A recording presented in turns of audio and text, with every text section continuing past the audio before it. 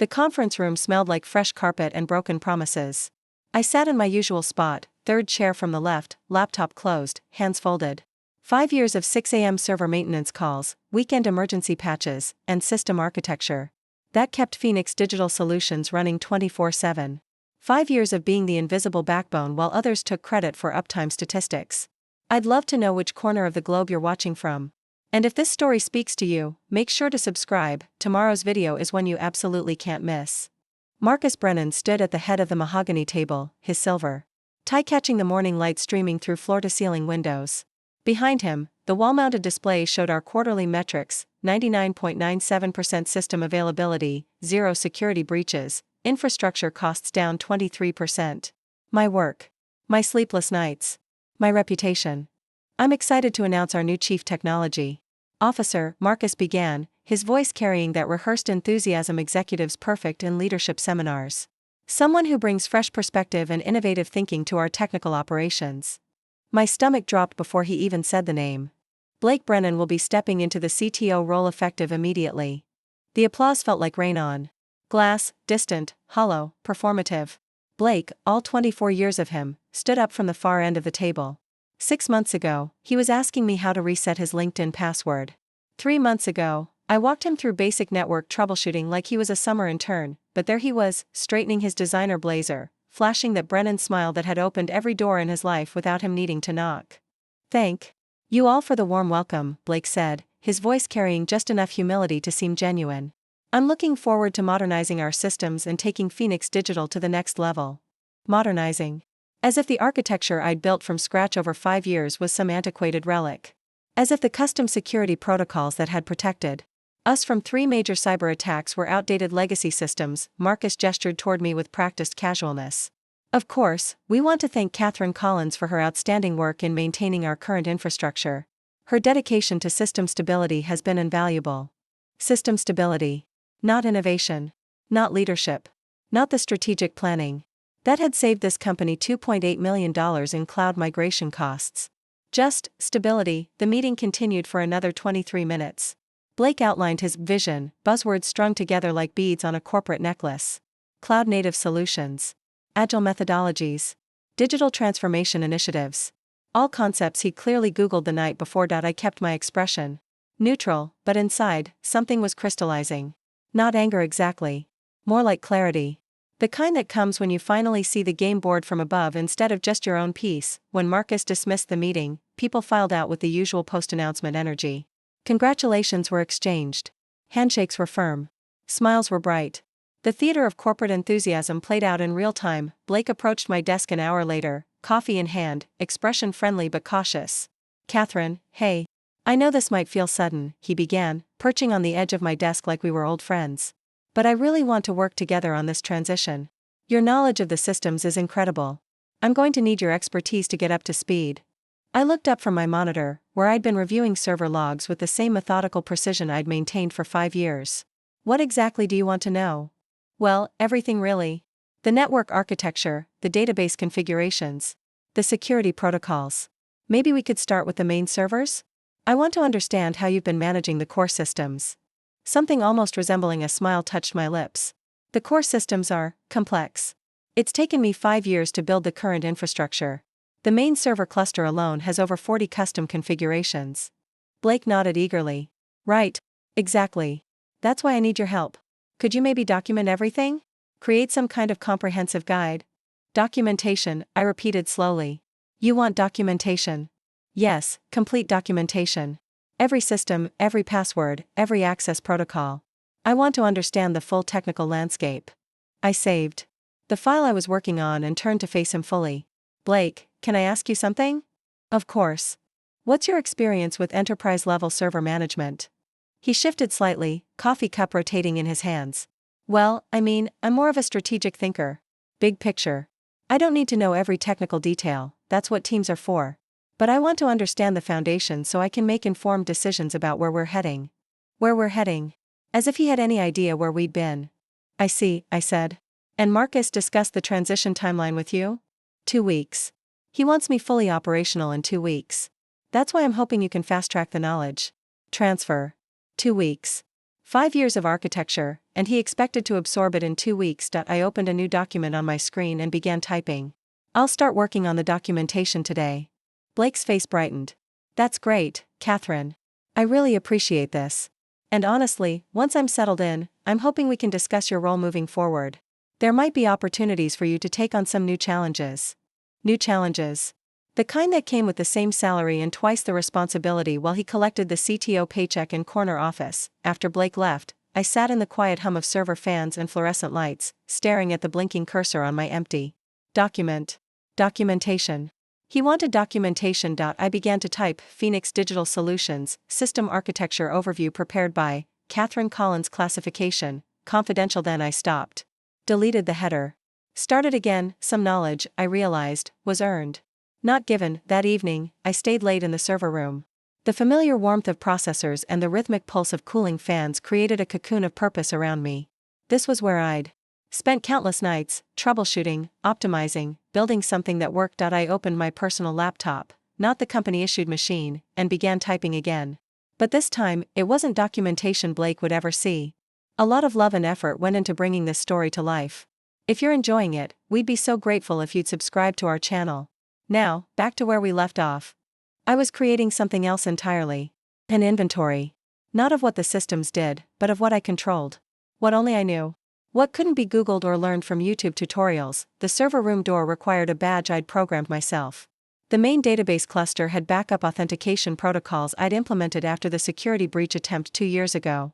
The cloud backup systems ran on scripts I'd written in Python, with variable names that made sense to me but would look like cryptic puzzles to anyone else. And then there was the administrative access.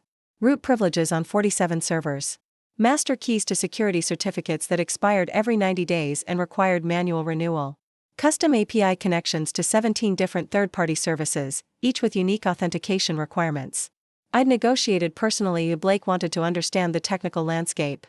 But some territories, I was beginning to realize, you had to map yourself. My phone buzzed with a text from my sister Emma. Heard about the promotion news. You okay? I stared at the message for a long moment. Then I typed back, just getting started. Monday morning arrived with the weight of unfinished promises. Blake had scheduled our first comprehensive review session for 9 a.m., armed with a legal pad, 2 pens, and the kind of eager confidence that comes from never having been proven wrong. I'd spent the weekend creating what he'd requested, documentation. 47 pages of system overviews, network diagrams, and procedural guides. Everything looked professional, thorough, complete. It was also carefully, strategically useless. This is fantastic, Blake said, flipping through the printed pages. Really comprehensive. Walk me through the main server configuration. I pointed to a network diagram that looked impressive but omitted the 3 most critical custom subnets. The primary cluster runs on a distributed architecture with load balancing across these nodes. Standard configuration, pretty straightforward. Blake nodded, scribbling notes. And the database management? PostgreSQL with automated backup protocols. The credentials are stored in the company password manager. I didn't mention that the actual production database ran on a hybrid system with manual override protocols that bypassed the standard authentication entirely. For 2 hours, I walked him through systems that existed exactly as I described them, except for the parts that didn't. The documentation was accurate for about 60% of our infrastructure. The remaining 40% lived in custom configurations, manual processes, and personal scripts that I'd built when the standard solutions weren't enough. What about emergency procedures? Blake asked. Like, if something goes down at 2 a.m.? There's a standard escalation protocol. First line support calls the duty engineer tries the documented troubleshooting steps. If that doesn't work, they call me. But now they call me, right? I met his eyes. They could call you. Something in my tone made him pause, pen hovering over his legal pad. Is there something I should know? Some kind of special process? Nothing that isn't documented, I said, gesturing to the stack of papers between us. Everything you need to know is right there. That afternoon, Blake sent an all-staff email announcing his open-door policy and collaborative approach to technical leadership. He scheduled team meetings, initiated a systems review project, and began talking about optimization opportunities and infrastructure modernization. I continued doing what I'd done for 5 years, keeping the servers running, monitoring system performance, and handling the dozen small crises that emerged every day in any complex technical environment. On Wednesday, the first test came. At 11:47 a.m., our e-commerce platform started throwing timeout errors. Customer transactions were failing. The sales team was panicking. The support queue was flooding with complaints. Blake appeared at my desk within minutes, face flushed, tie slightly askew. "Catherine, we've got a major problem. The website is down. I need you to fix this immediately." I pulled up the system monitoring dashboard, though I'd already identified the issue from the error patterns. "It's a database connection bottleneck. High traffic volume is overwhelming the query processing." "Okay, how do we fix it?" I turned to look at him directly. "What do you think we should do? You're the CTO." Blake's confidence wavered for just a moment. "Well, the documentation doesn't cover this specific scenario. It covers standard troubleshooting procedures." "Right, but this seems like more than standard troubleshooting." I waited. The error notifications continued pinging on my monitor. Every second of downtime was costing the company money, and Blake was learning the difference between reading about systems and actually managing them. "Can you just handle this one?" he asked finally. "While I review the procedures?" I turned back to my keyboard and opened a terminal window. My fingers moved across keys in a pattern I'd memorized years ago, executing a series of commands that would temporarily reroute traffic through backup processing nodes I'd implemented but never documented. 3 minutes later, the website was operational again. "How did you do that?" Blake asked, staring at the terminal window full of code that might as well have been hieroglyphics. "Standard procedure," I said, closing the terminal. "It's all in the documentation." That evening, Blake stayed late, hunched over his laptop in his new corner office, trying to decode what he'd watched me do. I could see him through the glass walls, scrolling through the documentation I'd provided, cross-referencing it with whatever online resources he could find. Friday brought the second test. This time it was the backup systems. Our automated nightly data backup had failed, and the error logs were showing authentication failures across multiple servers. Blake discovered the problem when he tried to run his first weekly systems review and found that several critical datasets weren't properly protected. "Catherine," he called across the office, voice carrying an edge of panic. "The backup systems are completely down. We're running without data protection." I looked up from the security audit I was conducting. "What does the documentation say about backup troubleshooting?" Blake's jaw tightened. "The documentation says to check the authentication credentials and verify the storage connections. I've done that. Everything looks correct, but it's still failing." I minimized my current work and pulled up the backup system interface. The problem was obvious to me. The security certificates had expired, and the renewal process required manual intervention using administrative privileges that Blake didn't have, but the solution involved accessing systems through a method I'd never documented, using credentials that existed only in my personal password manager. "This might take some time to diagnose," I said. "The backup systems are complex." "How long?" Blake asked. "Hard to say. Could be a few hours. Maybe longer." I watched Blake process this information. We were heading into a weekend. If the backups weren't restored by Monday, and if something happened to the production systems over the weekend, Phoenix Digital Solutions could lose everything. "Can you fix it?" he asked quietly. "I can try. But Blake, this is exactly the kind of complex problem that requires deep system knowledge. The kind that takes years to develop." He nodded slowly, understanding dawning in his eyes. "What do you need from me?" "Administrative access to the certificate management system. And probably override privileges for the storage authentication protocols." "Do I have those privileges?"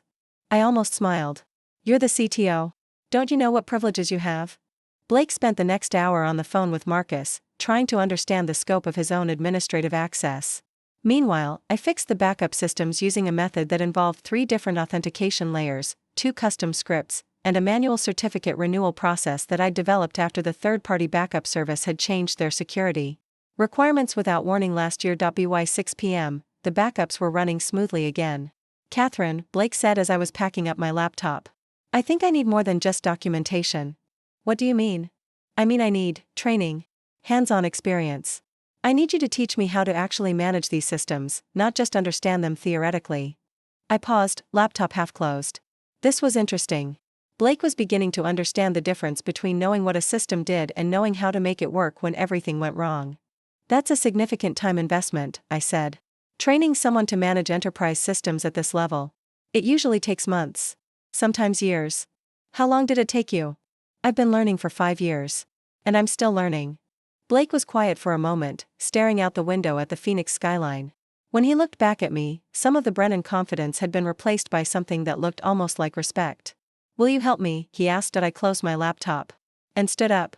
"Blake, I'm happy to support the transition in whatever way makes sense for the company. But you should know that some knowledge can't be transferred quickly. Some expertise has to be earned." "What does that mean?" "It means that if you want to truly understand these systems, you're going to have to do what I did. Start from the ground up. Learn every component. Make mistakes. Fix problems. Build something yourself." Blake nodded slowly. "And if I don't? If I just rely on you to handle the complex stuff?" I met his eyes. "Then you're not really the CTO, are you? You're just someone with the title." I left him standing in his corner office, surrounded by documentation that he was beginning to realize told only part of the story. That night, I received an email from my personal account. Subject line: Opportunity, Senior Systems Architect. Technova Solutions. I'd submitted my resume 3 days ago, right after Blake's promotion was announced. Technova was Phoenix Digital's biggest competitor, and they'd been trying to recruit me for 2 years. The email was from David Chen, Technova's CTO. His message was brief: "Catherine, we've been following your work at Phoenix Digital. Would you be interested in discussing a senior architect position? 40% salary increase, full benefits, and equity options. You'd be leading a team of 12 engineers. Let me know if you'd like to talk." I stared at the email for a long time. 40% increase. Leadership role. Equity options. Everything Blake had been given without earning. I typed back, "I'd be very interested in discussing this opportunity. I'm currently working through a transition period at Phoenix Digital, but I should be available for conversations soon. Some opportunities, I was learning, came to those who built the expertise to deserve them." Stand with the urgent ringtone I'd assigned to critical system alerts. I'd been expecting it. "Catherine?" Blake's voice was tight with panic. "I'm sorry to wake you, but we have a major problem. The entire network is down. All of it. I can't access anything." I sat up in bed, already reaching for my laptop. "What happened?" "I don't know. Everything was fine when I left the office. I got an alert an hour ago saying the main servers were offline, so I tried to log in remotely, but I can't authenticate to anything. The VPN won't connect, the admin portal is showing authentication errors, even the monitoring dashboard is inaccessible." Through my laptop screen, I could see the scope of the problem. Every major system was throwing error codes. But this wasn't a random failure or cyber attack. This was systematic, predictable, and entirely preventable.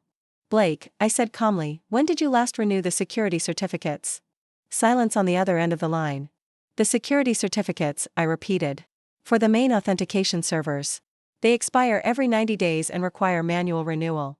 The documentation didn't mention anything about manual certificate renewal. Of course it didn't. Because the manual renewal process was something I'd implemented 2 years ago when the automated system had failed during a critical security update.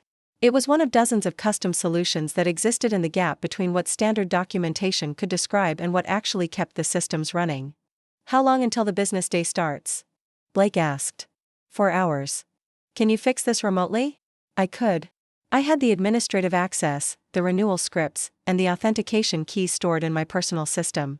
I could have Phoenix Digital back online in 30 minutes. Instead, I said, "I'll need to come into the office. This kind of problem requires direct server access." "Thank you, Catherine. I really appreciate this. I know it's the middle of the night, but," Blake, I interrupted gently, "this is what system administration actually looks like. It's not strategic planning and modernization initiatives. It's being available at 3 a.m. when something breaks. It's knowing not just what the systems do, but how they fail and how to fix them." I arrived at the Phoenix Digital building at 3:30 a.m. Blake was waiting in the lobby, looking like he hadn't slept in days. His usually perfect hair was disheveled, his shirt wrinkled, his confident demeanor replaced by the hollow-eyed exhaustion of someone who'd spent hours staring at error messages he couldn't decode. "How bad is it?" he asked as we rode the elevator to the 15th floor. "Recoverable," I said. "But Blake, we need to talk after I fix this." The server room was my sanctuary. Rows of humming machines, blinking status lights, the familiar warmth of processors working at capacity. I moved through the space like a surgeon in an operating room, checking connections, accessing terminals, executing the renewal sequence. I'd memorized years ago. Blake watched from the doorway, afraid to interfere but desperate to understand what I was doing. "The authentication certificates expired at midnight," I explained as I worked. "When that happens, every system that relies on secure communication stops working. The servers are fine, the data is fine, but nothing can talk to anything else. Why isn't this automated? It was automated.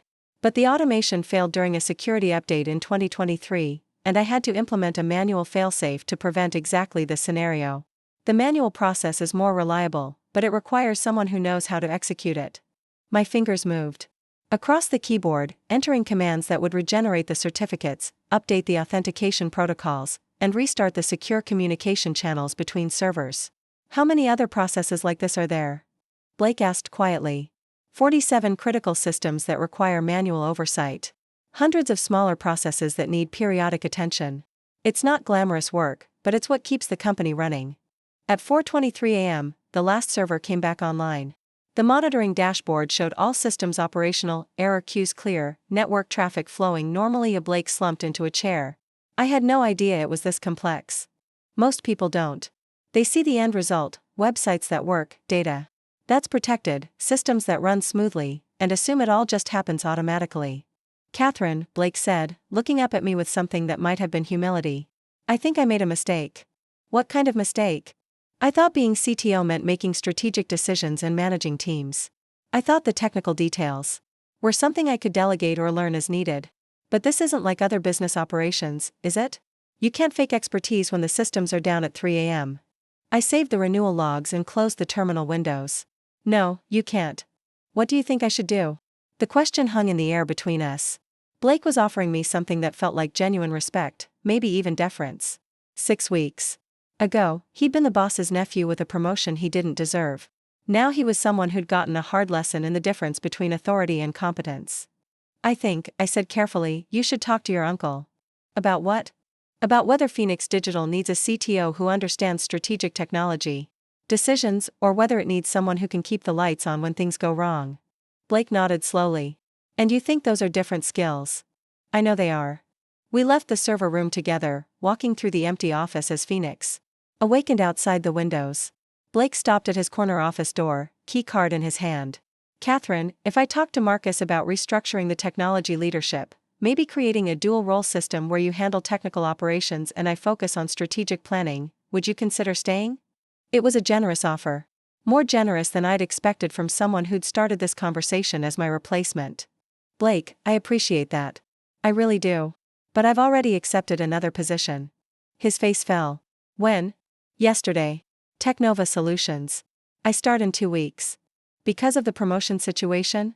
Because of what the promotion situation revealed about how this company values technical expertise. You got a title and a corner office because of who you're related to. I got offered a better job because of what I can actually do. Blake was quiet for a long moment. Then he asked, what happens to the systems when you leave? That depends on who replaces me. And the knowledge transfer? All those manual processes, the custom configurations, the things that aren't documented. I met his eyes. Blake, some knowledge can be transferred. Some has to be rebuilt from scratch. The question is whether Phoenix Digital is prepared to invest the time and resources to rebuild it, or whether they'd prefer to keep relying on someone else's expertise. What would you do, if you were me? I'd recommend that Phoenix Digital hire an experienced systems architect. Someone with at least 5 years of enterprise-level experience. Someone who understands that keeping systems running is just as important as planning their future. And I'd budget for at least 6 months of overlap time to transfer critical knowledge. And if they don't want to make that investment? I smiled. Then they'll learn the same lesson you learned tonight. Except it'll be permanent. 2 days later, Marcus Brennan called me into his office. He looked older than I remembered, gray creeping into his temples, worry lines more pronounced around his eyes. Blake told me about the system failure, he said without preamble. And about your resignation. I waited. He also told me about the conversation you had afterward. About technical expertise versus strategic leadership. And Marcus leaned back in his chair. Catherine, I'll be honest. When I promoted Blake, I was thinking about succession planning. Family continuity. I thought technical skills could be learned or managed through delegation. But I didn't consider what happens when technical expertise walks out the door. Blake spent 8 hours yesterday trying to understand what you fixed in 30 minutes. Our entire business model depends on systems that apparently only you know how to maintain. I remained silent. What would it take to keep you? Marcus asked. Nothing, I said. I've already committed to Technova. Even if I offered you Blake's position? CTO title, full authority, significant salary increase? Marcus, 3 weeks ago, that offer might have meant something.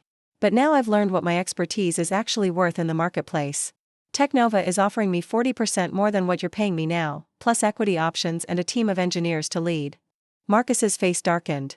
And you think Technova will value you more than we have? I know they will. Because they hired me for what I can do, not despite it. What does that mean? It means they didn't spend 5 years taking my work and putting someone else's name on it. It means they didn't assume my expertise could be easily replaced or transferred. And it means they didn't wait until they were facing a crisis to recognize my value. Marcus was quiet for several minutes, staring out the window at the Phoenix skyline. Finally, he asked, "What happens to our systems when you leave?" "That depends on who you hire to replace me and how much institutional knowledge you're willing to rebuild." And Blake? Blake is learning the difference between managing people and managing systems. It's not too late for him to develop real expertise, but it'll take years. The question is whether Phoenix Digital can afford to wait that long. I stood to leave, but Marcus's voice stopped me at the door. "Catherine, I want you to know that I recognize what you've built here.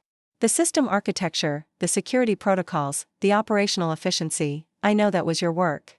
I turned back to face him. "I appreciate that, Marcus. But recognition after the fact isn't the same as recognition when it matters.